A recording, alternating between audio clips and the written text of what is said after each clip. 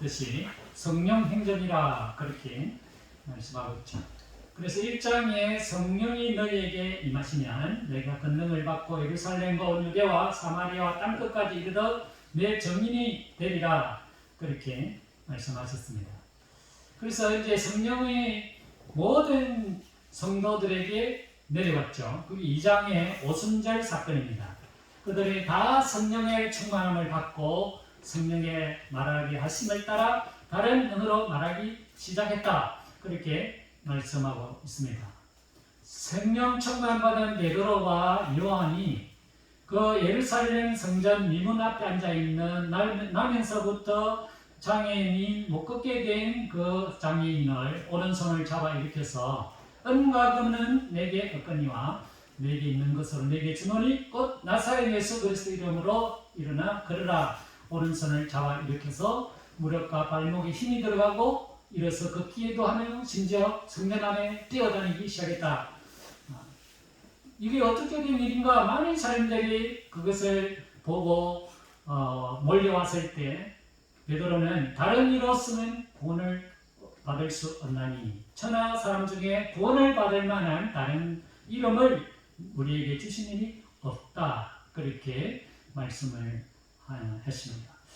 그로 말미암아 성령의 역사로 말미암아 교회가 엄청난 부흥과 폭발적인 성장을 하게 된 것입니다. 그러자 교회 안에 이제 문제가 서서히 드러나기 시작했다는 거죠. 아나니아 삽비라가 물질 때문에 시험이 들었고 그것 때문에 그 생명이 사라지는 그런 불행한 일이 교회 안에 일어나게 되었지만 그래도 사람들은 정말 교회가 성령의 역사에 의해서 이루어지고 있다는 것을 보고 두려워하면서 또 예수 믿는 사람들을 뭔가 좀 우리와 좀 다른 사람이다. 그런 인식을 갖게 시작했다 하는 것이죠. 그러자 또 교회 안에 그 구제 때문에 헬라파 가부들과 유대 가부들이 서로 불만을 이야기했고 그 불만이 문제가 되기 시작했다. 그래서 사도들이 우리가 말씀을 제쳐놓고 이 구제하는 일을 일삼는 것은 우리가 마땅하지 않다.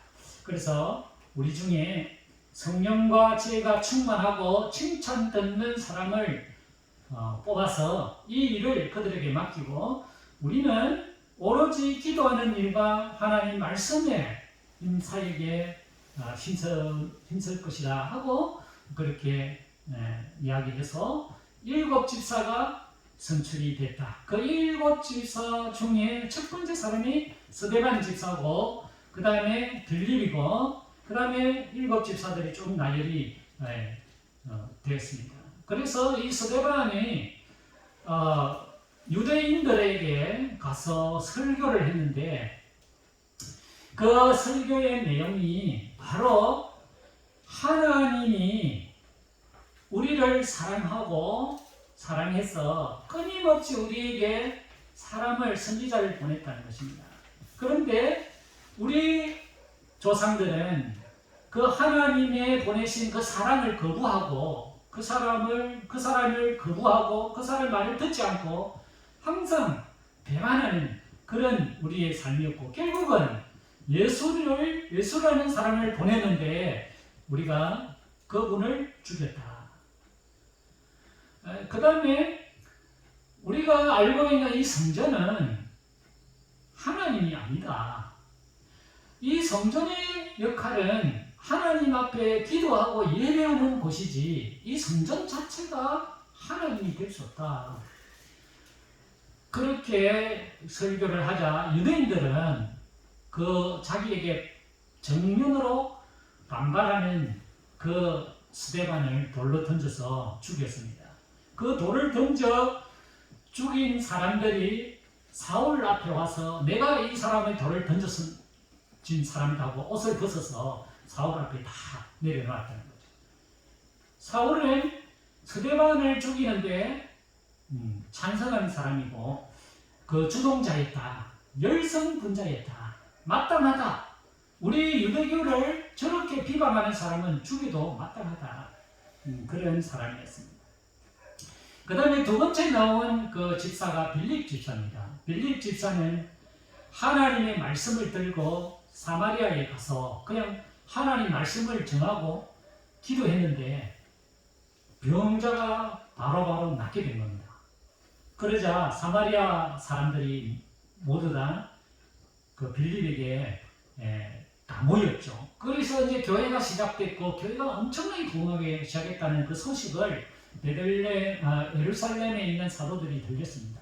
그래서 베드로와 요한이 가서 그 세례를 줬습니다. 이 빌립이 말씀을 전하고 그 속에 시몬이라는 마술을 행하는 사람도 마술을 접고 그 빌립 속에 들어와서 세례를 받은 것입니다. 그러자 이 베드로가 안수를 하니까 성령이 사람들에게 더 내려온 겁니다. 그러자 이 시몬이 그것을 돈을 줘가지고 내가 돈 좀 드릴 테니까 그 능력을 나에게 좀 주시오. 그렇게 말했지만 베드로가 그 사람을 물리치고 네 마음을 회개하고 그렇게 말씀을 했습니다. 그리고 이제 모든 복음의 역사들이 이 이방인 사도들과 집사님들을 통해서 온 사마리아에 이제 퍼지게 됐고 교회가 날로 성장하게 됐다 하는 것입니다. 그리고 난 다음에 이제 갑자기 이제 나타난 사람이 오늘 9장에 있는 오늘 읽은 말씀 사울입니다. 이 사울이라는 사람이 이 성경에 등장했다는 것은 엄청난 역사를 일으킨 사건이라는 것입니다. 한 사람이 예수님을 믿음으로써 역사가 어떻게 바뀌어지는가 하는 것을 성경은 굉장히 예민한 것으로 관찰하고 있다는 거예요. 이 사울이라는 사람은 원래 우리가 잘 알다시피 그는 유대교의 중심이고 열성당원이죠. 그가 오늘 여기에 보면 1절에 보면 뭐라고 이야기하고 있냐면 사울이 주의 제자들에 대하여 여전히 위협과 살기가 등등하여 대제사장에게 찾아갔다. 그렇게 시작하고 있어요. 사울의 그 성격을 어떻게 이야기하고 있냐면 여전히 위협과 살기가 등등했다. 그렇게 말하고 있습니다. 이 사울은 왜 이런 마음을 품게 됐겠습니까? 자기가 믿고 있는 유대 종교가 최고라는 것입니다. 그 외에는 전부 다 가짜라는 것입니다. 그런데 예수 믿는 사람들 보니까 자기들이 진짜라고 외치고 있다는 겁니다. 그러니까 자기가 참을 수가 없다는 거예요. 그래서 위협과 살기가 얼굴에 가득 차고 마음에 가득 찼다는 뜻이죠. 그때 역사가 일어났는데 그 혼란이 갑자기 하늘로부터 빛이 이 사울에게 비추면서 그 사울이 거꾸로졌다는 것입니다. 사울아 사울아 내가 어찌하여 나를 박해하느냐. 주여 당신이 누구십니까? 나는 내가 박해하는 예수다. 그렇게 말씀하시고 너는 일어나 시내로 들어가라. 내가 행할 것을 내게 이룰 자가 있다. 그런 말씀을 듣고 눈이 어두워졌고 그런 부축을 받아서 다메섹으로 끌려가게 됐다 하는 사건입니다.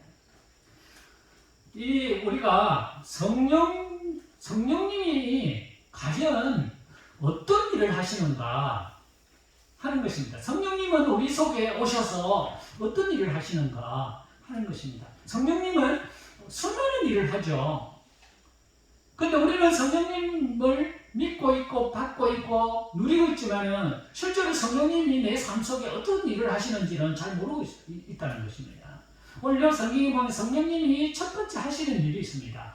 성령님이 우리에게 오시면 성령님은 우리에게 어떤 것을 일깨워주느냐면 죄가 무엇이라는 것을 일깨워준다는 것입니다. 죄가 뭐냐 하는 겁니다. 죄라는 것은 화살이 빗나갔다 원어의 뜻이 그런 뜻이에요. 정확하게 가야 되는데 빗나가게 간다는 겁니다. 이게 죄라는 것입니다. 문제는 뭐냐면은 내가 죄 속에 있다는 것을 모른다는 것입니다. 성령님이 오시면은 내 속에 있는 죄를 낱낱이 밝힌다는 것입니다. 오늘 여기 보면 사울이 자기가 죄인 줄 몰랐어요. 예수 믿는 사람 잡아다가 감옥에 가두고 꼬라지도 보기 싫고 시기하고 살기가 등등했단 말은 사람을 죽인다는 뜻이죠. 죽이는 마음이 가득 찬 거예요. 그런데 진작 본인은 이게 죄인 줄 모른다는 거죠. 그런데 예수님이 오셔가지고 네가 왜 나를 그렇게 못마땅히 생각해? 왜 네가 화를 내고 왜 내가 시기하고 왜 네가 살기가 가득하고 왜 사람을 죽이는데 네가 그게 가담하느냐? 그러니까 사울이 깜짝 놀란 거예요. 아니 나는 바른 일을 하고 있는데 자기 생각에 나는 바른 일을 하고 있는데 왜 내가 잘못했단 말입니까? 그 말이죠. 네가 잘못된 것이다. 왜냐? 네가 하는 일은 바로 나를 박해하는 일이기 때문에 그렇다는 거예요. 네가 지금 잘못하고 있다네. 네가 하나님을 잘못 섬기고 있다 이거요. 네가 지금 하고 있는 그 일은 죄 가운데 있는 것이다. 그것을 성령님이 지적한다는 것이죠. 그 성령님이 오시면 죄를 알게 된다는 것입니다. 그동안에는 내가 죄인 줄 몰랐어요. 내가 이렇게 하는 것이 올바른 일이고 바른 일이고 정당한 일이고 좋아하는 일, 하나님이 좋아하는 일이라고 생각했어요. 그런데 성령님이 오시면 그게 아니라는 거죠. 네가 하는 일이 하나님이 좋아하는 일이 아니다. 그걸 이야기한다는 거죠.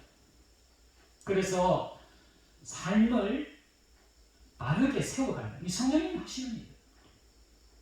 성령을 받지 않으면 죄를 알지 못한다는 것. 그래서 죄 가운데 사는 것이 편안한 거예요. 그러므로 우리는 성령님을 항상 성령의 충만을 우리가 받아야 되는 이유가 뭐냐면 우리도 때로는 죄가 묻어 있는데도 그 죄가 내 속에 묻어 있다는 사실을 잘 알지 못해요. 그래서 그 죄 속에 함께 더불어 살아간다.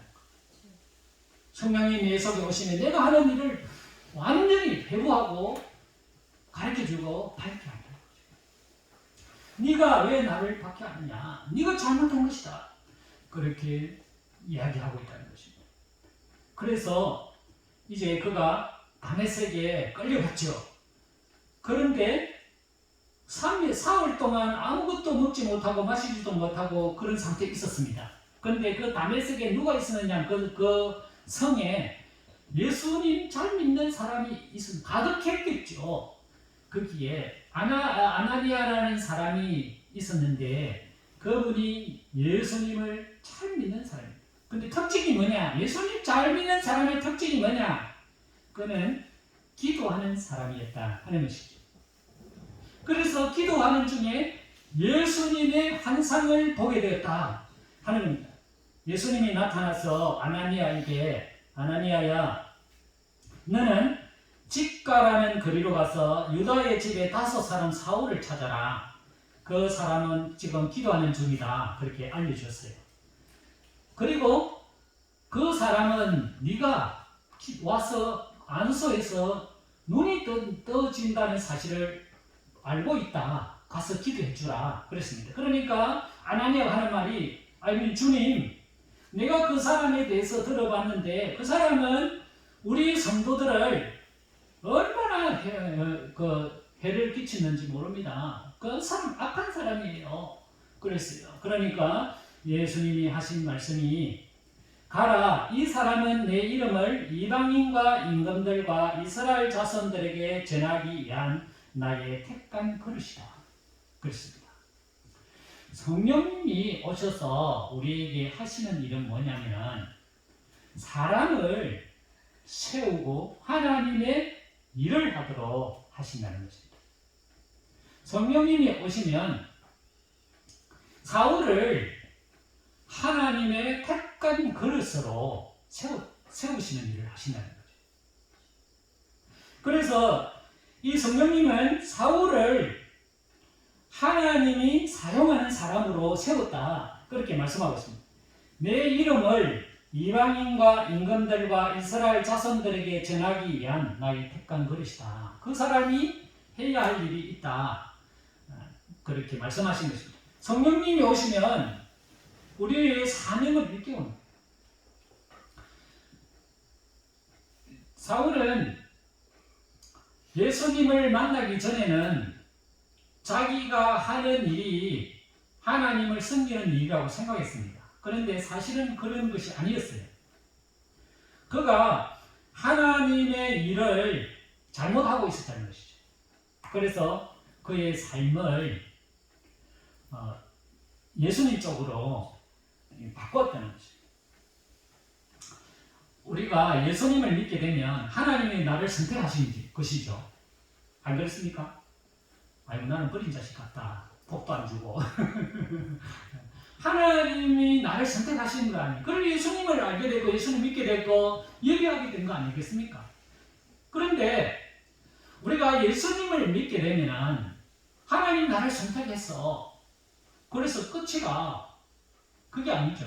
하나님이 나를 선택했으면 하나님이 분명히 나에게 사명을 주셨다는 것이죠. 우리 믿는 사람들은 내가 예수님을 믿고 난 다음에는 사명의 사람으로 바뀌는 것이죠. 이 말은 인생의 목표가 바뀐다는 것이에요. 내가 인생을 추구하는 목표점이 또렷해진다는 거예요. 그동안 내가 하나님 몰랐을 때, 예수님 믿지 않았을 때는 목표가 다른 것이 있었어요. 그런데 하나님이 나를 선택하고 나를 예수 믿게 하고 하나님 믿게 했는데 그 내가 믿고 나니까 내 목표가 다른 곳에 세워졌다는 거예요. 또렷하게 다른 곳으로 세워졌다는 거예요. 우리가 어떤 분들은 이런 이야기를 해요. 예수님 믿고 나면 사람이 완전히 달라진다. 맞습니다. 그런데 그 달라지는 영역이 어디까지냐는 거예요. 대부분의 사람들이 완전히 달라진다고 말합니다. 그래서 자기가 옛날에 가지고 나왔던 성격도 없어지고, 그 본능도 없어지고, 자기가 좋아했던 모든 것도 다 없어진다.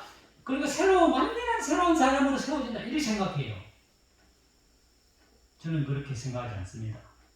사람이 타고나는 성격이 다 있어요. 부모로부터 받은 내가 가지고 나온 성격이 있다는 말입니다. 근데 예수 믿으면 그거 사라지느냐? 아니라는 거예요. 사라지지 않습니다. 그대로 있어요. 그 뭐가 달라지느냐는 거예요. 예수 믿으면 뭐가 달라지는 거냐? 그런 겁니다. 본질이 달라진다는 거죠.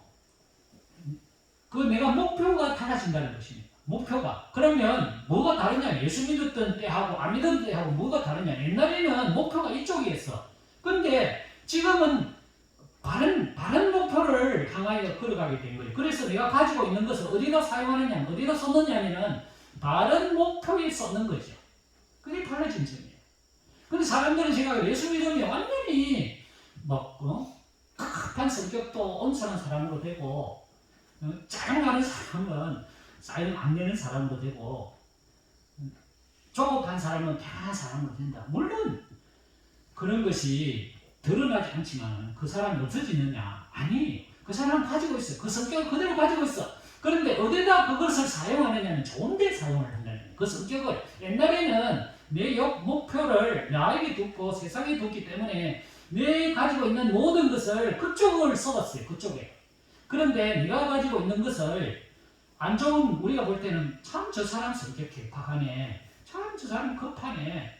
저 사람 왜 그러노? 그런 안 좋은 것들이 어느 쪽으로 사용이 되느냐면 하나님 쪽으로 사용이 되다 보니까 그것이 다 좋게 드러나게 된다는 것이죠.